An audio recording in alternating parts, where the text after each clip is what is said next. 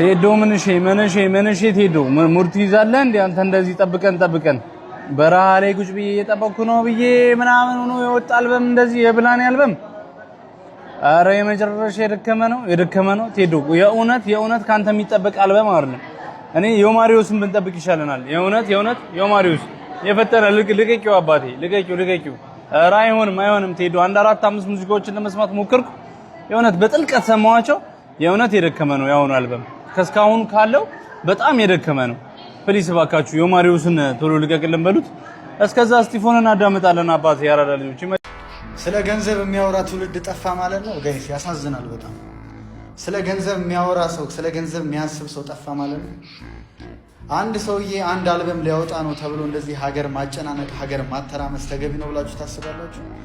ሁሉም የሚሮጠው ለገንዘቡ ነው። ሁሉም የሚሰራው ለራሱ ብቻ ነው። እዚህ ምድር ላይ ያለ ነገር በሙሉ ሁሉም ለራሱ ነው የሚለፈው። ስለዚህ ማንም ምን አወጣ፣ ማንም የሆነ ነገር አደረገ እኛን አይመለከትንም። እኛን የሚያሳስበን በዚህ ሰዓት ገንዘብና ገንዘብ ብቻ ነው። we need money, we need cash,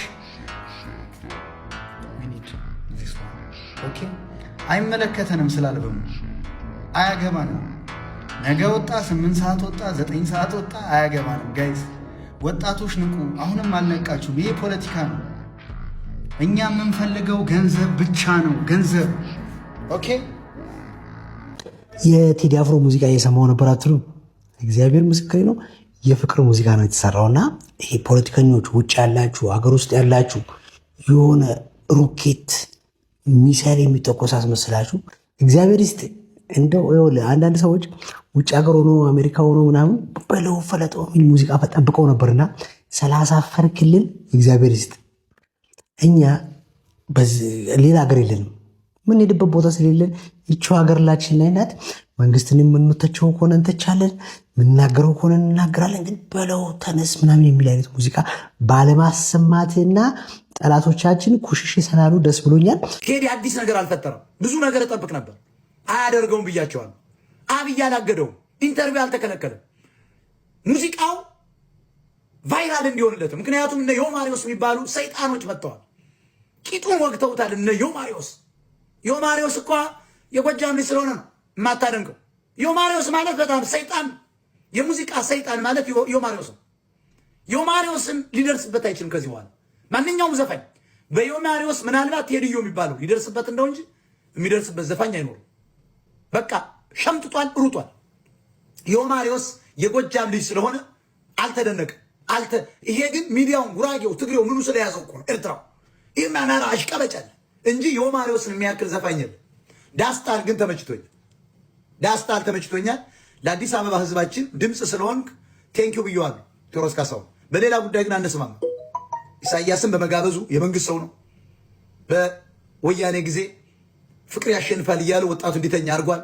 ያገባው ኤርትራዊት ፈልጎ ነው። ጉራጌን አላገባም፣ አማራን አላገባም፣ ኦሮሞን አላገባም። እኔ የቴዎድሮስ ካሳሁን የግል ጸብ የለኝም። ለህዝቤ ካልቆመ ህዝቡን ቀሰቅስበታል። ወደ እሱ ኮንሰፕት እንዳይገባ እንቀጥላለን። ምን ያደርግልናል? አሁንም ከቀልቡ ተመልሶ ለአማራ ህዝብ ድምፅ መሆን አለበት። ስለሚገደለው በድሮን ስለሚያልቀው ደብረ ብርሃን ስለፈሰሰው የአማራ ህዝብ ስለወደው የውልቂት ካልዘፈነ በጭራሽ የአማራ መስማት የለበትም። በጥቅም ነዋ። ቴዲ ጥቅም ከፈለገ ስለ አማራ ማቀንቀን አለበት እያልኩ አይዶን ኬር። ኢትዮጵያ ማለት አማራ ነው አውቃለሁ፣ ግን በግልጽ አማራ ብሎ መስፈን አለበት እያልኩ ማን ነው እሱ የማይዘፍነው? በእኛ እኮ ነው የከበረው። በእኛ እኮ ቋንቋን የሚሸል ነው። በእኛ ጀግነት ነው እየተንቀሳቀሰ ያለው። ስለዚህ ለአዲስ አበባ ህዝብ ድምፅ በመሆኑ ቴዎድሮስ ካሳሁን ቴዲ ኒው ሚውዚክ እስቲ ቆይ ምንድን ነበር ያልኳችሁ? ዳስታል ተመችቶኝ ቴዲ አፍሮ እየተባለ ያለውን ሰምታችኋል። እኔ እኮ የሚገርመኝ አንዳንዶች ቅንቅን የሚሆኑ ሰዎች አሉ። ለሙያ አጋረ እንዴት ነው ቅን እንጂ ቅንቅን የምትሆነው? ልክ እንደ አብርሃም ወልዴ መልካም እድል ለቴዲ ያልክ ትመኛለህ። እንደነ ቬሮኒካ አዳነ፣ እነ ብስራት ሱራፌል፣ እነ ያሬድ ነጉ በርካቶች በዚህ ሰዓት ሶሻል ሚዲያቸውን ተጠቅመው መልካም እድል ቴዲ አፍሮ ለእኛ ብሎ ነው እንዲያውም አንዳንድ ጊዜ አልበም እያሳለፈ እየጠበቀን እድላችን ተጠቀሙበት ቦታ እንዳልይዝባችሁ እያለ በቅንነት ነው እንደዚህ እያለን የሚገኝ የነበረው። አሁን ደግሞ ጊዜው የሱ ነው። መልካም እድል እየተባለ ይገኛል። የነካሙዙ ካሳን ግን አላነሳውም። ቴዲ አፍሮ ንጉስ በማለቴ ብቻ በጣም ብዙ ሰዎች አንተ አሽቃባጭ ገና ዘፈኑ መች ሰምተው ነው እንዲህ የምታሽቃብጠው ምናምን እያላችሁ በጣም እየተናደዳችሁብኝ ነበር። እኔ መጀመሪያም ብያችሁ ነበረ የእኛ ጆሮ ሊስት ይችላል፣ ንጉሱ ግን መቼም አይስትም። ሰማችሁት አይደለም? ምን አይነት አልበም እንደለቀቀ። ሰው እንዴት የነካው ሁሉ ይባረክለታል፣ 18ቱም እንዴት ወርቅ ይሆንለታል። በኢትዮጵያ ህዝብ ስም ከልብ እናመሰግናለን። አንተ የቻልከውን ሁሉ አድርጋል። ከዚህ በኋላ የእኛ ስራ ነው። ታውቃላችሁ ንጉሱ ይህንን ወርቅ የሆነ ስራ የሰጠን በነፃ ነው፣ ምንም ሳንከፍል። ስለዚህ የንጉሱ ወዳጆች ምን እናርግ መሰላችሁ? ቢያንስ 18ቱንም ዘፈን ቪፒኤናችንን አብርተን አንዳንዴ እንመልከተው። ለምን መሰላችሁ? ኢትዮጵያ ውስጥ ሆነን የንጉሱን ዘፈን ቪፒኤን ሳናበራ ከሰማን ንጉሱ ምንም አይነት ጥቅም አያገኝም። ስለዚህ ዳይ ቪፒኤናችንን አብርተን ወደ ንጉሱ። አሁንም ደግሞ ዩቲዩቡንና ቲክቶኩን ፎሎ ማድረግ እንዳይ ፍቅርን ብዬ እንጂ ተግቼ ለሰላም እኔስ መታገሴ መች ካገር ይበልጣል እኔስ አንዷ ነፍሴ። ወይ ዳንተ አትነግረኝ ማንነቴን ምጥ አታስተምርም ልጅናቷን አንሳ ባንዲሬን ብሏል። እኔ አላልኩም ኪንጎ ነው ያለው። እሺ የቪዲዮ ቴዲ አፍሮን ለምጠሉት ሰዎች ነው። ያው ውደዱት አለላችሁ መቼስ እንደዚህ አይባልም፣ ሰው ቴስቱ ይለያያል። ግን የምጠሉበት ምንም አይነት ምክንያት የላችሁም ከድንቁርና ያለፈ ማለት ነው። ያን ያልኩበት ምክንያት ላይክ በፊት አሁን ሃይስኩል ያለው አንድ ልጅ ነበር ቴዲ አፍሮ እኮ እንደዚህ አጼዎቹን ያሞግሳል ምናምን ለዛ ማለት ምናምን ይለኝ ነበር በፊት ላይ እንደዚህ ጭቅጭቅ። አሁን እንደዚህ ጭቅጭቅ አልወድም። ኧረ ልክ ነው ምናምን ብዬ ነው ማለት አልወድም አሁን ላይ ማለት ነው። እና ራሱ ልጅ የኢትዮ ማትሪክስ ቪዲዮ ላይ ኮመንት ላይ አየሁት። እግዚአብሔር ኦቶማን ኢምፓየር ስለ ኦቶማን ኢምፓየር ኖርማል ነገር ነው ያወራው ኢትዮ ማትሪክስ አጥረገረገው ማለት ነው።